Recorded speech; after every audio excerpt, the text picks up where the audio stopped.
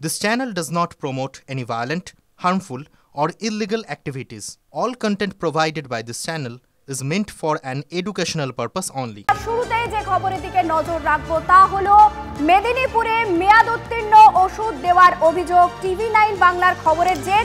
এরপরই পুরসভার স্বাস্থ্য বিভাগের 5 জনকে শোকজ করলো মেদিনীপুর পুরসভা। পুরসভার স্বাস্থ্য বিভাগের বিরুদ্ধে অভিযোগ এনেছিলেন 11 নম্বরের ওয়ার্ডের এক বাসিন্দা। তার অভিযোগ ছিল অক্টোবরে মেয়াদ উত্তীর্ণ হয়ে গেছে, কিন্তু সেই ওষুধ তাকে পুরসভার পক্ষ থেকে দেওয়া হয়েছে। TV9 বাংলা এই খবর দেখিয়েছিল, তারপরই টনক নড়ে পুরসভার।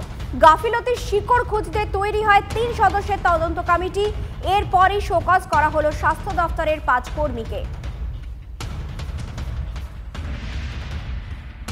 5 জনকে শোকজ করা হলো। ডাক্তারবাবু, হেলথ অফিসার, আমাদের ফার্মাসিস্ট, সিস্টার নার্স এবং যিনি ওষুধ দিয়েছেন তাদের সবাইকেই আমরা 3 দিনের মধ্যে শোকজ করে তার উত্তর দিতে, না হলে আইনমাফিক ব্যবস্থা নেওয়া হবে। এক্সপায়ার্ড ওষুধ খেলেই যে সবসময় রিয়াকশন হয় তা না। যে হচ্ছে যে সদ্য এক্সপায়ার করেছে তিনি খেলেন। ইউজুয়ালি যারা হাইপার সেনসিটিভ, মানে যে কোনো বিশেষ করে ড্রাগ অ্যালার্জি যাদের আছে, কোনোভাবে অ্যালার্জি, মানে যে কোনো হচ্ছে যে তাদের সমস্যা হতে পারে, কিন্তু আদারওয়াইজ হয়তো কাজটা হবে না, কিন্তু অ্যাডভার্স রিয়াকশন হওয়া খুব আনলাইকলি।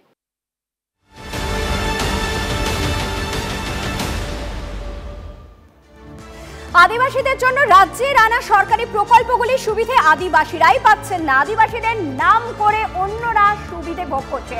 মুখ্যমন্ত্রীর কাছে অভিযোগ আদিবাসী এলাকার একাধিক বিধায়কের। আদিবাসীদের উন্নয়নে তৈরি উপদেষ্টা কমিটির বৈঠকে অভিযোগ খতিয়ে দেখতে 4 মন্ত্রীকে নিয়ে কমিটি মুখ্যমন্ত্রী। কমিটিতে বীরবাহা হাঁসদা, সন্ধ্যারানী টুডু, জ্যোৎস্না মান্ডি, বুলেচিক বড়াইক। যদি হয় যে মুখ্যমন্ত্রীর দায়িত্ব হচ্ছে সমস্ত ক্যাবিনেট ডিসিশনে, মুখ্যমন্ত্রী তাহলে দায়ী এর জন্য, তো মানে মুখ্যমন্ত্রীর উপরে তার বিধায়কদের কোনো ভরসা নেই। বীরভূমের লাভপুরে আবাসের রাজনীতির অভিযোগ। বিরোধী দল করায় আবাসের টাকা না পাওয়ার অভিযোগ স্থানীয় রবাই হেমব্রমের। প্রধানমন্ত্রীর আবাস যোজনা সরকারি ওয়েবসাইটে গিয়ে তিনি দেখেন ঘরের টাকা তিনি পেয়ে গিয়েছেন, এমনকি বাড়িও তৈরি হয়ে গিয়েছে। আরটিআই করে সিপিএম কর্মী রবাই হেমব্রম জানতে পারেন তার টাকা অন্য অ্যাকাউন্টে ঢুকেছে। ব্লক প্রশাসন টাকা ফেরতের আশ্বাস দিলেও এখনো পর্যন্ত কোনো টাকা পাননি বলে জানিয়েছেন হেমব্রম। শাসক দল আমাকে বলেছিল যে আমাদের ধারে এসো, তাহলে তুমি সব কিছু সুবিধা পাবে। হ্যাঁ, অথচ আমার কাছ থেকে টাকাও নিয়েছিল, বাড়ি দেওয়া করে 2000 টাকা নিয়েছিল। অনলাইনে আমি কম্পিউটারে দেখতে গেলাম, তখন দেখি যে আমার বাড়ি হয়ে গেছে, টাকা পেয়ে গেছে। আমি সিপিএম করি বলে আমাকে এখনো পর্যন্ত বাড়ি দেয়নি। চাইছি আমার টাকাটা যেটা ফেরত দেয়।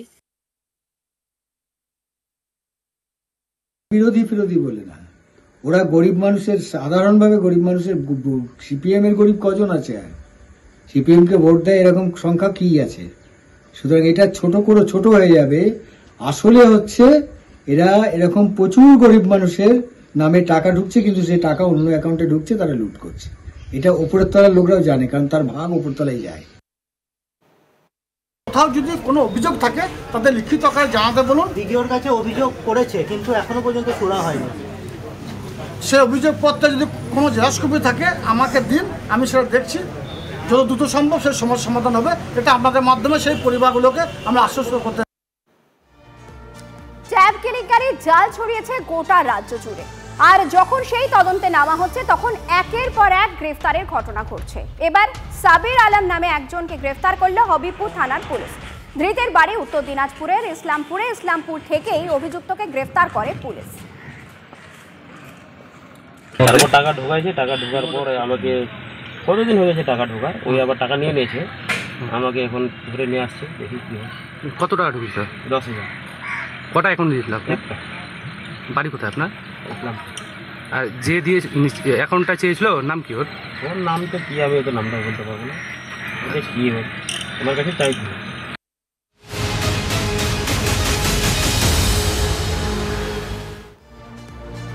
আবাস প্রকল্প নিয়ে বিস্তর অভিযোগ, আর তারই মাঝে আরও এক অভিযোগ সামনে এলো। অভিযোগটা কি? কংগ্রেস করলে আবাসের তালিকা থেকে নাম বাদ দেওয়া হবে। ধর্ণামঞ্চে যেতে বাধা দেওয়ার হুমকি, তৃণমূলের বিরুদ্ধে অভিযোগ কংগ্রেসের। শোরগোল মালদার মোথাবাড়িতে।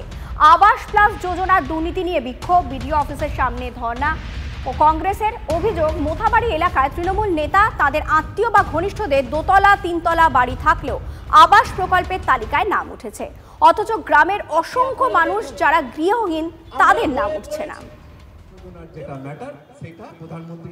অনেক গ্রাম পঞ্চায়েত থেকে যাদের নাম আছে বা যাদের নাম নেই, অনেকেই লোক আমাদের এখানটায় এসে উপস্থিত হওয়ার চেষ্টা করছে, কিন্তু তাদের বিভিন্নভাবে গ্রাম পঞ্চায়েতের বিভিন্ন তৃণমূলের মেম্বাররা তাদের বাধা দিচ্ছে বিভিন্নভাবে, কি আপনার নাম আছে, আপনি যেতে গেলে নামটা কেটে দেওয়া হবে বা আপনার লিস্ট থেকে নামটা বাদ দেওয়া হবে। এই লিস্টে যারা ঘর পাওয়ার উপযুক্ত তাদের যদি নাম যদি নথিভুক্ত যদি না হয়, অনেক বড় একটা আন্দোলনে যাবে। এরা পার্লামেন্টে কংগ্রেসের এমপিরা আবাস যোজনা নিয়ে কোনো সময় সরব হতে আমরা দেখলাম না, সেখানে তারা চুপ থাকে আর এখানে লোকাল লেভেলে এসে তারা চিৎকার করছে।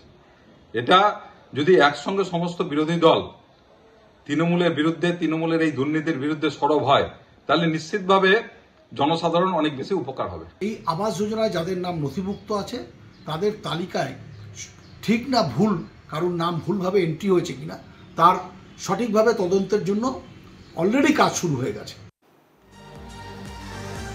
জনসংযোগে গিয়ে গ্রামবাসীদের প্রশ্নের মুখে পড়তে হলো উত্তরবঙ্গ উন্নয়ন মন্ত্রীকে। রাস্তা খারাপ, ভোট কিভাবে দিতে যাবেন প্রশ্ন গ্রামের মহিলাদের, যদিও মানুষের ক্ষোভের কথা অস্বীকার করেছেন উদয়ন গুহ। তিনি কি বলছেন, ক্ষোভ বলে কিছু নয়, মানুষের বিভিন্ন দাবি দেওয়া আছে, সেই সব শুনতেই তার জনসংযোগ। কিছুদিন ধরেই নিজের বিধানসভা কেন্দ্রের বিভিন্ন জায়গা ঘুরে দেখছেন উদয়ন গুহ। মন্দিরকে বললাম আমাদের বাড়ি অনেক কটা ভোটার, আমার যাওয়ার মতন কোনো পরিস্থিতি নেই, রাস্তা নাই, কোনো রোগী যদি সিরিয়াস হয় তাহলে তাকে ঘাড়ে করে নিয়ে যাওয়া লাগে। 10-15 বছর আগেও এরকম রাস্তা থাকলেও মানুষ রাস্তার কথা বলতো না, তখন অন্য কিছু দাবি করতো। এখন রাস্তা হচ্ছে, রাস্তা হয়ে গেলে একই সাথে যেখানে রাস্তা হয়ে গেছে সেখানে শুনলেন যে পানীয় জলের দাবি হচ্ছে। সেই চাহিদাগুলো মানুষ আমাদের কাছেই তো তুলে ধরবে, তো অন্যায়ের কোনো কিছু নেই। আমরাও সাধ্য মতন চেষ্টা করব।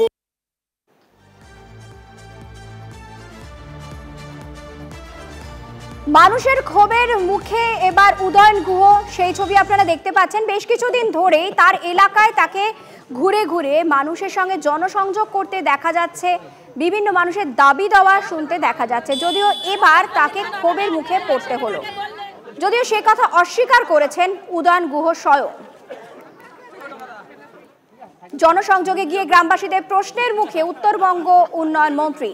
রাস্তা খারাপ, ভোট কিভাবে দিতে যাবেন প্রশ্ন গ্রামের মহিলাদের, যদিও মানুষের ক্ষোভের কথা অস্বীকার করছেন উদয়ন গুহ। তিনি কি বলছেন, ক্ষোভ বলে কিছু নয়, মানুষ তাদের দাবি দেওয়া জানাচ্ছেন।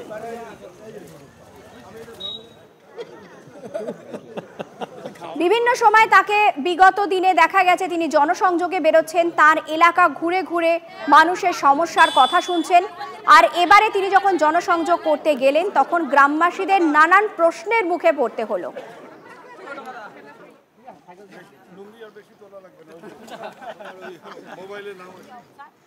আমরা কথা বলবো, আমাদের সঙ্গে টেলিফোনে রয়েছেন বিজেপি নেতা শঙ্কর ঘোষ। শঙ্কর বাবু, আপনাকে স্বাগত জানাই TV9 বাংলায়। আমি চয়নিকা রয়েছি আপনার সঙ্গে। এর আগে যখন উদয়ন গুহ বিভিন্ন সময় নিজের এলাকায় ঘুরে বেরিয়েছেন তখন কিন্তু এভাবে প্রশ্নের মুখে পড়তে হয়নি, কিন্তু এবার রাস্তা খারাপ, ভোট দিতে কিভাবে যাব ইত্যাদি ইত্যাদি নানান প্রশ্নের মুখে তাকে পড়তে হলো। আপনার প্রতিক্রিয়া? দেখুন, উনি তো উত্তরবঙ্গে কাজের জন্য পরিচিত নয়, কুকথার জন্য পরিচিত। ফলে স্বাভাবিকভাবে এই যে ক্ষোভ বিক্ষোভ এগুলো আপনারা দেখছেন, এগুলো মানুষের মনের মধ্যে অনেকদিন ধরেই রয়েছে। ক্ষমতার দম্ভে সেগুলো প্রকাশিত হচ্ছে না। আর ভোট দিতে যাবার তো আর পশ্চিমবঙ্গে এই মুহূর্তে প্রশ্ন নেই, কারণ ভোট তো তৃণমূলই দিয়ে দেয়, মানুষকে তো ভোট দিতে যাওয়ার কোনো প্রশ্ন নেই। ফলে রাস্তাঘাটও তৈরি করবার প্রশ্ন নেই। সেটা যত তাড়াতাড়ি মানুষ বুঝতে পারবে তত তাড়াতাড়ি এই উদয়ন মতন মানুষরা রাজনীতির থেকে অবসর নিতে বাধ্য হবে। ধন্যবাদ শঙ্কর বাবু। কথা বলছিলাম বিজেপি বিধায়ক শঙ্কর ঘোষের সঙ্গে।